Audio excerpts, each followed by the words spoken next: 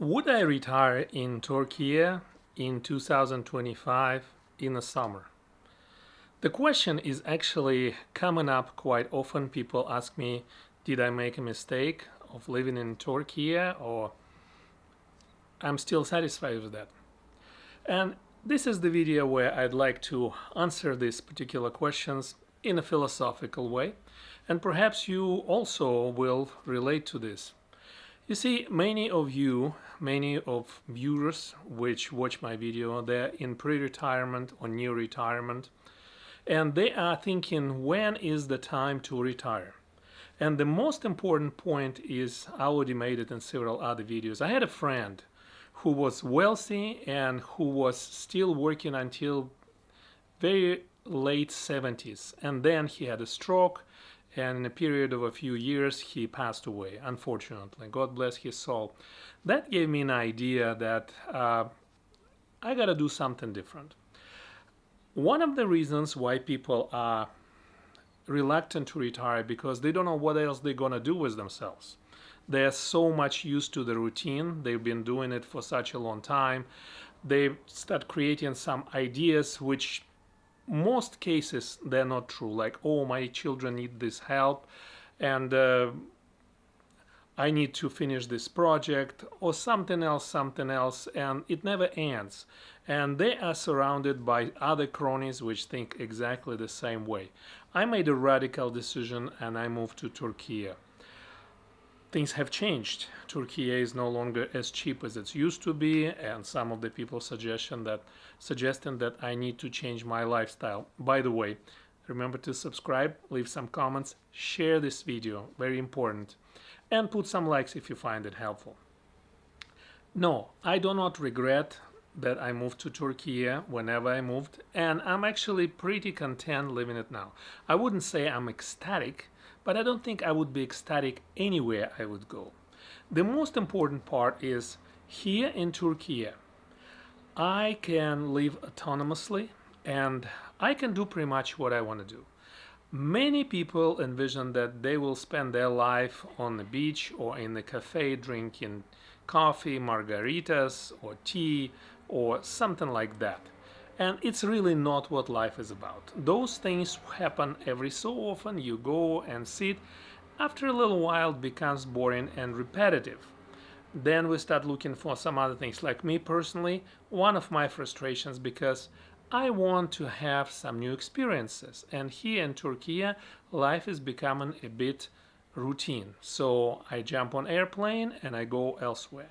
And that is where Turkey is actually very convenient, because it's pretty neutral. You can go to Middle East, you can go to South Asia, you can go to Africa, you can go to Europe, you can go to South, anywhere you can go from Istanbul.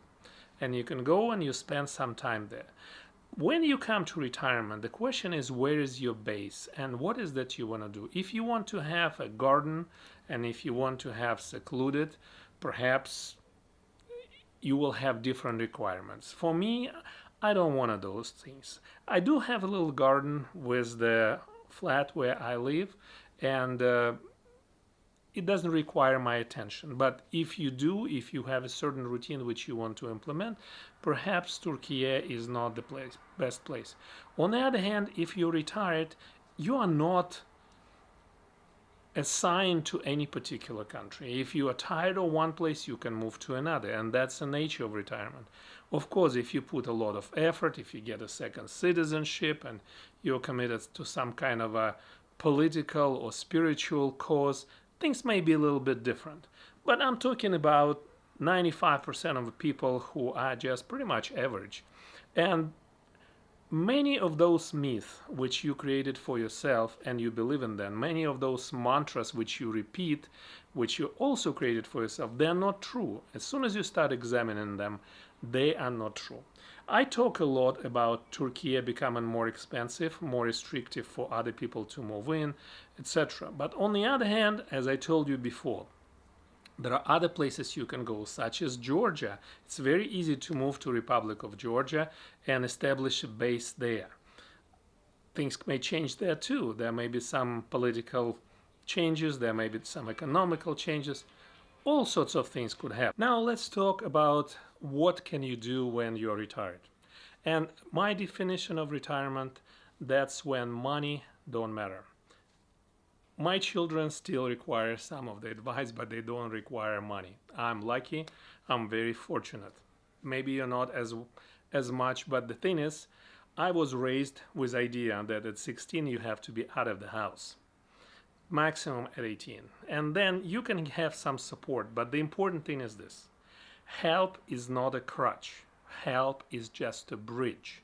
So, when you're helping somebody, such as your children or anybody else, and children in a particular, to really give them opportunity to become self-sufficient, you have to give this bridge, but not a crutch. You just have to make them feel responsibility and have enough feel to apply that responsibility and do something on their own. That way, very fast they become self-sufficient and they don't rely on you. They only rely for your advice. This is just something to remember, particularly to those who are right now 30, 35, who are actually starting a family and they're thinking how things will be. We don't know how things will be. Things in 35 years or in 30 years or in 20 years when your children grow up will be entirely different from what it is right now. I actually lived through that. Many people lived through that before. I have a very big affinity to family history, my family history, and I studied, and people went through so many challenges, through so many troubles, so many obstacles, and their life never really turned out to be the way they envisioned in 20 years. It was always changing, sometimes radically changing. And once this money is no longer an object, you are not really in a position or you're not really desiring to acquire more money. You can actually pretty much sustain yourself from the money which you saved, or maybe you're generating some interest income, or maybe you're doing some odd projects which bring you some money. But the important thing is this: you come to the age where you feel like you want to do something for your soul. And what I mean by that is that there were so many things which you wanted to do in your life starting from the very early, maybe even youth age, which you never done, such as, for instance, learning something, learning languages, learning musical instruments, learning certain skills, hobbies, etc. Now is the time because, as I told you, this friend of mine who passed away, you never know when it will end. And for many people, it ends much faster than they expected. And they never realize their ambitions, they never realize their desires to improve certain skills. It doesn't have to be money, sometimes it's paid and sometimes it's not. But even if it's not paid, those things are sitting really deeply in us. And they are like little thorn. They're actually holding some energy within us, within our body. That's how I see it. Maybe you see it in a different way, but I'm visual. So every desire which you had, every ambition which you had, it's a little thorn. And unless it's worn out, and I mean by worn out that you actually paid attention to, you went through this. For instance, at one time I wanted to learn how to paint with oil paint, etc. And I spent pretty long time, I would say probably about 7 or 8 years while working my full-time job. I actually was doing this particular activity. I was acquiring this skill, and I became pretty good at that. And I've learned a lot about art. I went to different exhibitions because I actually had enough money. I was working full-time job, and I could go to certain exhibitions such as Art Basel Miami and New York Show, etc., etc. So the point is, I really went deep into that, and to some extent, my sons actually went with me, and one of them acquired the same desire to explore it. So he is actually working on it right now. Then the time came when I felt like that's enough for me. I worn out this ambition. I worn out this desire. Time to move on. And I moved to other things and other things. And now when I have a lot more time, I actually look at some other things. One of them is YouTube, and I'm sharing certain things with you. And for a while, I spent my attention on Turkey and how things are here, etc., etc. From now on, I will be looking at a little bit broader subjects, because there is only so much you can repeat about buying real estate, acquiring citizenship in Turkey if you need one, All of those things are important to some of you. They're solving certain problems which you have, but there is something broader. You don't have to acquire Turkish citizenship if you are perfectly content with your particular citizenship, with your passport. It will still permit you to travel to many other places, perhaps not to all the places which you want to go, but to many others. And with time, though some countries will close, others will open, etc. And if you have enough money, sure, you can move to Turkey. Just don't expect to stay here all the time. Some people thinking, oh, I'm gonna buy flat in Turkey, I'm going to gain citizenship, or I'm gonna get tapu residency and I will stay there. It will get boring. No matter whatever you do, you still would want to go elsewhere probably and explore within Turkey or outside of Turkey. And there are many places to explore. The other things which you can actually do is you can go deep and perhaps write that book which you were thinking about all the time. Or maybe write that particular play which you thought of all the time. And it doesn't have to be staged, it doesn't have to be sold.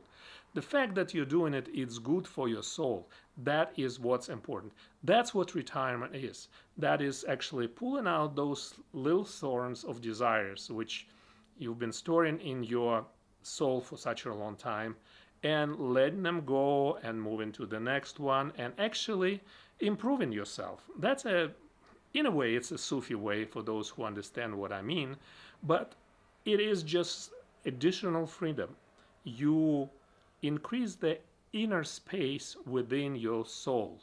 All the things which were stored, suppressed, they start coming out, and you letting them go like little birds. Here's another one coming out. And the last thing which you probably can do, and I think it's one of the most rewarding and most fine thing which you can do, that is the broaden and deepen relationship with your family. Look in your ancestry, look at documents, research archives, find out where you came from, where your family came from, and you can go to so many different places with that, which I think is important, especially when you come to this time of a pre-retirement or retirement age, just to look how is it you are who you are, where did your family come from, what bloodlines actually brought you into existence. And as alternative to the same thing, perhaps this is not something which you're interested in, you can also just become a wanderer. Many cultures, many religious practices, many spiritual practices suggest that you do it. At a certain period of time, you take your time and you start wandering with no particular purpose, without even desire to learn, and you still will learn because you actually going and meeting other people. You see how other people live, solve problems. There are so many different people all around the world solving problems, the same problems which we all face, but they solve it in radically different ways. And it seems to be working for their society, for their family, and you can actually observe it. Perhaps you can learn something for yourself. To me, this is what retirement is. It's not necessarily tying up yourself to a certain particular location and become a big person in a small society. There are many different alternatives. It depends what you want. The important thing is you free yourself of daily responsibility of taking care of regular routine problems and taking care of your children, who at certain time should become self-sufficient and confident people who will contribute to the society, who become good citizens. To me, that's what good citizen is.